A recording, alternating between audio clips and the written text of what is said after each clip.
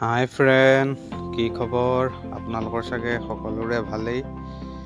আৰু ঘৰৰ কাষতে এই এখন বৰ সুন্দৰ নদী আছে।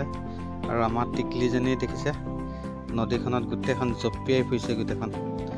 আৰু গোটেই কাপোৰ কানি তিয়াই মেলি তাই আজৰি। বাইকৰ লগত আহি নদীত একদম পূৰা গা ধুই আছে দেখিছে।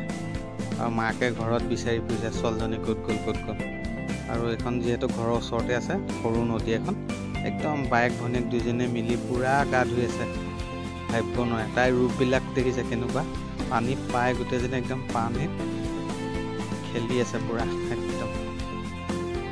এইজনী আমাৰ ন, আৰু মই খুব মৰমত তাইক ন বুলি মাতোঁ।